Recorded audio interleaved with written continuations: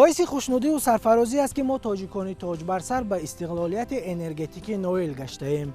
محض کارمندان نیروگاه برقی آبی نورک کوشش میکنند که در خاندان ما روشنایی حکم فرما باشد. سال 1977 عبدالله یاروف نیز فعالیت کاری خود را از اینجا آغاز کرده است. ما هیئت ایجادی نیز خواستیم اطراف فعالیت و زندگی این شخص برای شما معلومات دهیم. عبدالله یاروف در برابر آنکه که طول سالها فعالیت پرثمر کرده است، فرزندانش را نیز در این راه تربیت کرده است. با ما باشید و قصه های ناشنیده را پیدا سازید.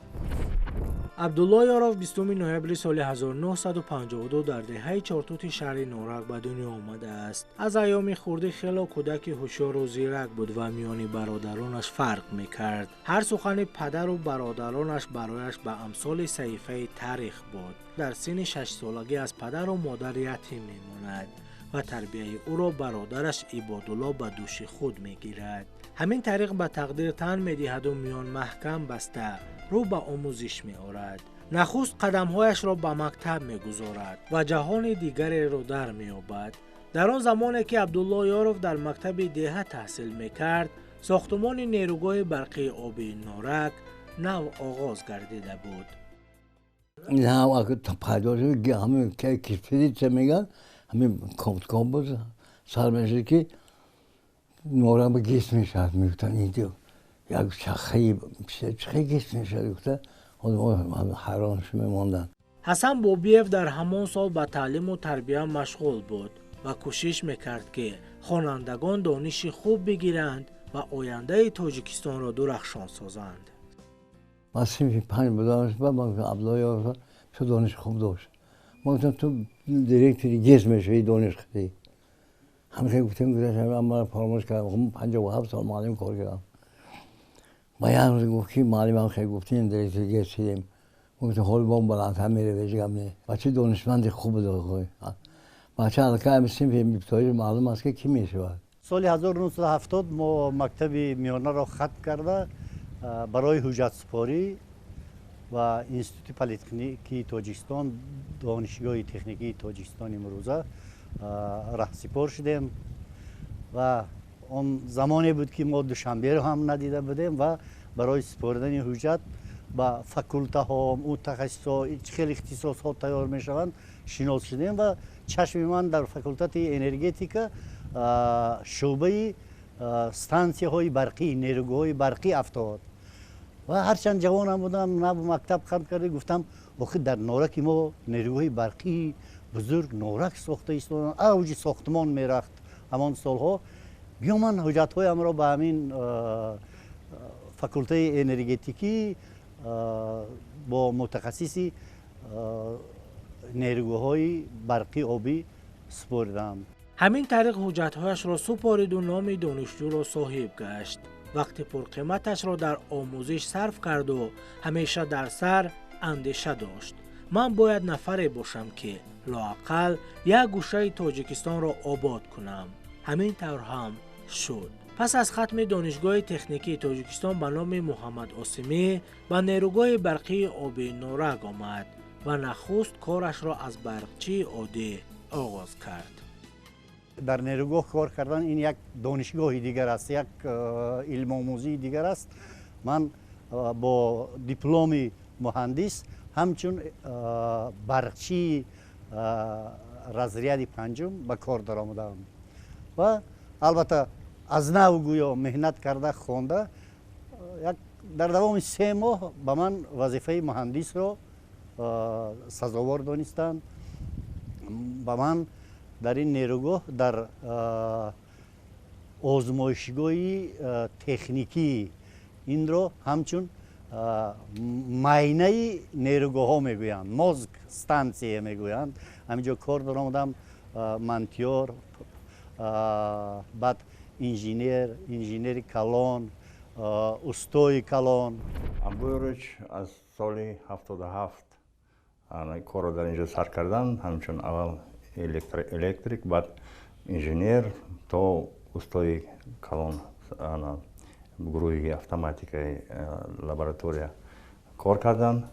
بعد رئیسی کسب اتفاق قصبه گذاشتم کار کردم. بعد این بعد با کارهای پرتوی داشتم. ما اونجا همچون آدمی خاکسار همچون متخصصی ساحه خود همچون این ساحه در اون وقتا میان محلی متخصصان محلی خیلی کم بودن. متخصصان نشناسم و همچون متخصصی سرطلب. بعد وقتی که دیرکتوری گیس تعیین شدم من وقت جانشین سرمهندس کار میکردم. مرا با وظیفه سرمهندسی همین کس توصیه دادم. بعد یک جای کار کردیم. سالهای 75-80 گویم اگر اگریگات یکمی نیروگاه سال 1972 به کار در آمده باشد انگشتمار بودند کادرهای تاجیک. کادرهای روس البته وایها کلانسالتر از دیگر گفتم اصلا از نیروگاه برقی کراسنایارسکی فدراسیون روسیه آمده بودند. خیلی وایها کار میکردند با فرزندان جوانی وایها کار میکرد. بعد این همین روشی کادرهای تاجیکی در استفاده بری در اکسپلواتاسی نیروگاه برقی و آهسته آهسته زیاد شدن گرفت. کادرهای نو دانشگاه تکنیکی را ختم کرده به کار آمدن، با راه خط به کار آمدن و آهسته آهسته صف آنها هم زیاد شدند. خیلی سست، خیلی کم بودند. عبدالله یاریش را من از سال 1984 وقتی که به نیروگاه برقی آبی نارک به کار آمدم، عبدالله یارویچ به حیث استاد کلان آزمایشگاه برقی تکنیکی کار و فعالیت میکرد و بعداً به حیث رئیس اتفاق کسبی نیروگاه به کار شروع کرد. از همان دورها ما با عبدالله یارویچ همکاری داشتیم. همچون استاد این شخص را میشناسیم، همکاری داشتیم و بعداً از سالهای 90 تا سالهای 2001 به حیث دیرکتور نیروگاه در نیروگاه برقی نارک کار و فعالیت میکرد. در کارش من فکر میکنم که بیاد با موفقیت‌های بی‌نظیر موفق شد. بسیار شخصی کاردان بود، شخصی با تجربه بود. با دستگیری این کس ما تشکیل کردیم گروه‌های خودآموزی، آموزاندن متخصصان محلی را تیار کردن برای متخصصان صاحب کسب. وقتی کار میکردن همونجا در گیس نارک هم روسا کار میکردن. اینا بچهای تاجیک خیلی بودن، نه بسیار نه کار میکردن. خیلی قیم بود کاری و یا اوجا سال چی بسیار طلب میکردن که باید تاجیکا بخونن بدونن. آیا فکر میکردن که ممکن یا ایهودش نمیبراین که نه برآمدن. خیلی کار کردن با پرافکام کار کردن. اوجا بعد با گشته به دیرکتوری نیروگاه شدن. بعدی ساخته به استفاده داده شدنی نیروگاه برقی سیان شوشینسکی بسیار متخصصان روسی ما از شهر نارک از نیروگاه برقی آبی نارک با آنجا سفر کردند. وقتی رفتن کادرهای روس من تخمینا با 20-30 نفر متخصصان روس که از استوی کلان و چیکار میکنن با همینا من شرطنامه بستم.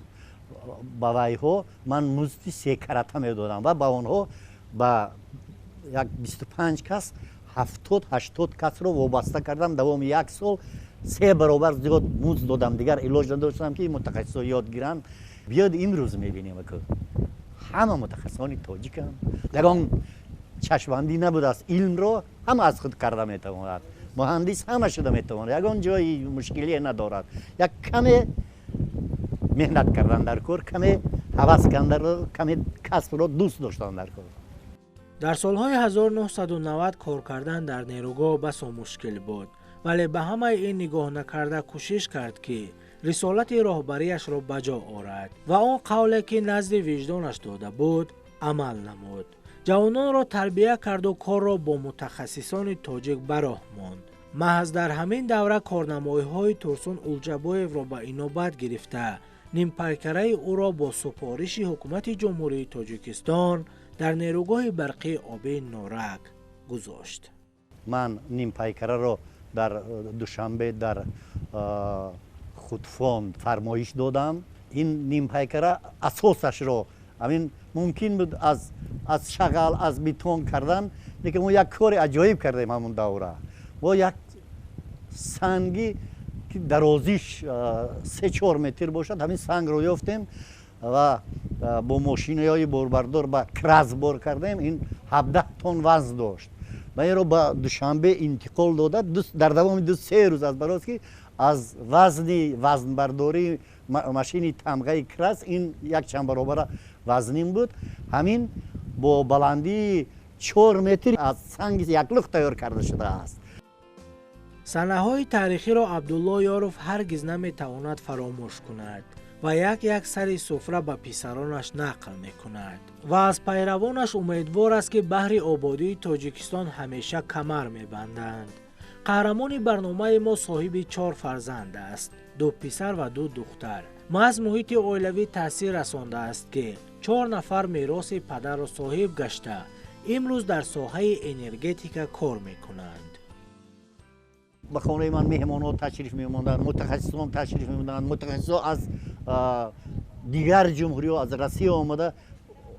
آن وقتا همین خیلی بود، همون عرف و عادت تاجیکی ما مهمان روسیه را خانه می‌بردیم. در این صحبت‌های خودم بودن، در همین صحبت‌ها اشتراک می‌کردن. البته با این کسب بیشتری نسبت به دیگر کسب‌ها مهر و محبت خواه ناخواه به هر کس پیدا می‌شود. از اون جمله به فرزندان من برای امین من 2 پسر دارم، هر دو هم مهندسی برقند. یکی سرمهندس شبکه‌های برقی شهر نورک، دومی معاون سرمهندسی نیروگاه برقی آبی نورک شده کار میکنند و همین دانشگاه تکنیکی تاجیکستان به نام عاصمی را ختم کردند. و اینچنین دخترهایم نیز مهندسند، دانشگاه تکنیکی تاجیکستان را ختم کردن. یکی در نیروگاه برقی آبی نورک کار میکند، 10 سال ها زیاد شد، دیگرش در شبکه‌های برقی شهر نورک. راست دیگه بعد ختم مکتب میانه سال 1996 پدرم به من مصلحت داد که همین آینده همین تاجیکستان این ساحه انرژتیک می شود. هرچند که شما خودتون نظم میدونین پدر من انرژتیکی است. ما را هم مصلحت دادن که همین رفته ساحه انرژتیک در دانشگاه دولتی تکنیکی تاجیکستان تحصیل کنین، ختم کنین، آمده کار و فعالیت کنین که آینده تاجیکستان همش این انرژتیکه. فقط میگفتن که ما انجینیر میشیم، رنگی اوتم گفته میگفتن دخترها هم بچه هم. های ما گودکار یا جای نقص کلام ما تربیه نقص دادگیم، فرزندای ما بهترینن، بچه هم بخشه بهترینن، دخترها هم همچنین، کلینا هم همچنین. همش روی همین انجینیری را ما انجینیر انرژتیک میشیم گفته رفتن همش. همین 4 فرزندی ما همش انرژتیک. با کلینی کلان هم انرژتیک و همین کسب تمام کرد. ما را هم خیلی مصلحت دادن که شما رفته در همین نیروگاه کار کنین. وقتی که آدم مهندس کی شد باید اول کارا ای نیروگاه ها آغاز کنه که چخیل برق تبدیل میشه، چخیل برق استحصال میشه، همین را در نیروگاه ها درج میکنه که چخیل برق استحصال میشه. سلیم یاروف پس از ختم دانشگاه تکنیکی تاجیکستان راه پدر را پیش گرفت و کوشش کرد که به میراث او ارج گذارد. زحمت و محنت پدر البته برای او تجربه کلان بود، زیرا هر باری که پدر به نیروگاه می رفت سلیم جوان را با خود می برد و آهسته آهسته کسب پدر در قلبش جا گرفت. امروز در مکانی که پدر سالهای 1977 تا 2000 کار کرده است، سلیم قدم میزند و پیشه پدر را با سری بلند پیش میبرد. همون سالی که من دانشگاه ختم کردم، پدر من رو وزیر انرژتیک جمهوری تاجیکستان تعیین کردن. همون سال 2001 من به نیروگاه به حیث چیلانگری درجه 4 به کار شروع نمودم و بعدی چیلانگر اوستای کارگاه برقی بودم. مهندسی шуъбаи истеҳсолии техникӣ таъин шудам. аз соли 2010 инҷониб муовини сармуҳандис оид ба таҷдид ва барқарорсозии МВОи Норак кор фаъолият менамоям. ягон соҳа бедушворӣ нест. дар ҳама соҳаҳо душворӣ ҳаст, заҳмат кашидан дар кор аст. рости гап мо бисёртар падарамон ки энергетикӣ буд, дар ҳамин нерӯгоҳ кор кардагӣ буд. тамоми ҳамин шогирдои падарам ба ман устодӣ кардана, ба мо роҳ нишон додана. мо то инҷониб дар ҳамин нерӯгоҳ кору фаъолият менамоем. ҳастан инженер мешаванд. ман бисёр мехоҳам ки инсони хуб бошанд, одами хуб бошанд. ҳаминам бисёр мешунам, ақидаҳои хуб мешунам, ақидаҳои мусбит дар бораи фарзандонам мешунам. салим имрӯз бо ҳамроҳии ҳамсараш дар нерӯгоҳи барқии обии Норак фаъолият дорад. нигина ёрова маълумоти олӣ надошт, вале муҳити оилавӣ таъсир расонду ӯ низ роҳи шавҳар ва хусурашро пеш гирифт. мо дар ҳамин оилаи мо ҳозина мо падарамон ки дар нафақа мебошад, мо чӣ коре кунему, чӣ пештавие ки кунем, ҳатман бо падарамон маслиҳат мепурсем. вақте ки мо оиладор шудем, ҳамин падарам як вақт мана маслиҳат дод ки ҳамин оила там рафта дар ҳамин донишгоҳи техникии Тоҷикистон ғоибона хонада, якҷоя хонем, ваям хонад донишгоҳ таҳсил кунада, оянда барои дар ягон ҷо кор кардан таҳсил кунад донишгоҳа ва бод оянда ҳамин дар кор аст ки фарзандоро тарбия мекунанд, фарзандоро дарс метаҳанд. барои ҳамин оиламам донишгоҳи техникии Тоҷикистона хатм кардааст, ғоибона тамом кардааст. ҳоло дар нерӯгоҳи барқии обии Норак кор мекунад. наберамон ина Наимҷон бо касби бобоша гирифта ҳозир ина дар донишгоҳ дар курси сеюм таҳсил кардиста. инам обрӯа, инам мо хурсанд мешавем ки набераи мо бо касби бобошона гирифтанд, падаршона гирифтанд. инам ҳама обрӯи моя. вақте ки писари ман мактаби миёнаро хатм намуд, ман ба вай аз вай пурсидам ки писарам, интихоби касб ин ихтиёрӣ аст. шумо кадом касбе ки мехоҳед интихоб кунед, равед дар ҳамон ҷо таҳсил кунед, касб бомӯзед. вай писарам ба ман гуфт ки ман касби бобоямро интихоб мекунам, мехоҳам мисли бобоям дар соҳаи энергетика мутахассис шавам. барои ҳамин вай интихоб кард. ҳоло бошад вай дар донишгоҳи давлатии техникии Тоҷикистон ба номи Осимӣ дар курси сеюм таҳсил мекунад. духтари калонии Абдуллоёров Моҳшарифёрова низ имрӯз дар шуъбаи муҳосиботи нерӯгоҳи барқии обии Норак фаъолият дорад. касби падар ба ӯ бетаъсир намондааст ва ҳамеша ифтихорманд аз кору пайкори интихоб кардааш аст. мунира низ дар кораш устувор аст. ҳарчанд барояш кор кардан дар ин самт душвор бошад ҳам, вале ӯ ба ҳамаи ин нигоҳ накарда ифтихор мекунад ки фарзанди нафари обрӯманд аст. касбияти падар ба меросбаронаш бетаъсир намондааст. фахр мекунем ки мисол апаи мо ҳам мисол ҳамчу зан рафта дар нерӯгоҳ муҳандис шуда кор мекунад. аз инам мо ҳам фахр мекунем. мисол бо хоҳармон мисол дар шабакаҳои барқӣ кор мекунад. ваям насим ёров рӯзу шаб пайи кор аст. хизмати софдилона ба халқу ватан мекунад. ҳар боре ки атрофи касбияти падараш ҳарф мезананд, ифтихор мекунад ва аз касби интихоб кардааш доимо сарфароз аст. маслиҳати падар албатта ба ӯ беҳтарин имконияти кор карданро дар соҳаи энергетика фароҳам овардааст. аввалан донишгоҳи давлатии миллии Тоҷикистонро ихтисоси ҳуқуқшинос хатм кардагиам. якум маълумот монд. баъд дуюм маълумот, вақте ки дар фонди наҷоти арал кор мекардам, баъд як рӯз ҳамроҳи падар суҳбат мекардем, гуфт ки писарам, мақсад ҳамин мо ҳам ҳамон энергетик ҳастем, биёд то ҳам энергетик шав. баъд дуюм маълумот, баъд дар донишгоҳи энергетикии Тоҷикистон шаҳри Қурғонтепа дохил шуда дуюм маълумотро дар донишгоҳи энергетикӣ хатм намудам. вақте ки ҳамин бачаи майдаак ягон гапа ягон корро намефаҳмад, нофаҳмӣ меша, ай акаш мепурсанд, ай оташ мепурсанд. با مصلحت میکنن چیکار کردن در کار که و یا حالی جوانن کار نمیفهمن که اینو همه چی را میدونن با میپرسن تا چیکار کردن در کار خیلی شما باید پرسیم شما گفتیم با میفهمونه که بچه میخیخی کردن در کار همه چی را پدر میآموزن آیکشون هم میپرسن. سال 2008 با نیروگاه برقی آبی نورک همچون به کار در اومدم. در آنجا یک سال کار کرده با طریق گزارش به شرکتی سامی هولدینگی کشوده برق تاجیک مهندس شعبه سرمایه گذاری یک سال کار کردم. بود بگشته سال 2011 بود به نیروگاه بگشته اومدم.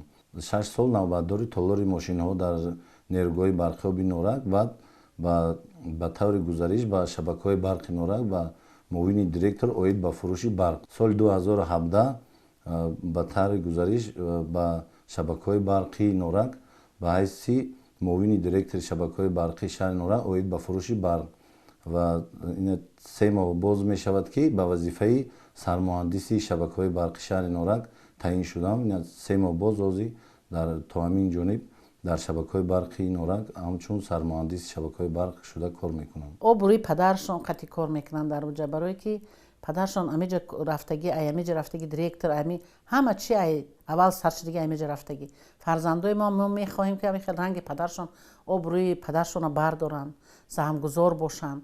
خیلی یک کس بگه که بچه همین یورف فرض کنیم بچه نغز بوده تو نیست کار کردن خنیست خیلی به فکر ما باشه اگر بچهای ما باشن میکنن. کسی از کدام کس نان میخورد نمک میخورد فرزندش نان و نمک میتید اویلش نان نمک میتید این کس رو باید حرمت کند دوست دارد.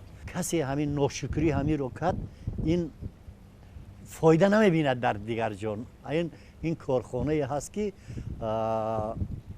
کارش یک کاری ثواب است. همه کارها ثوابند. ساختمانچی هم ثواب است، معلم هم ثواب است دیگر.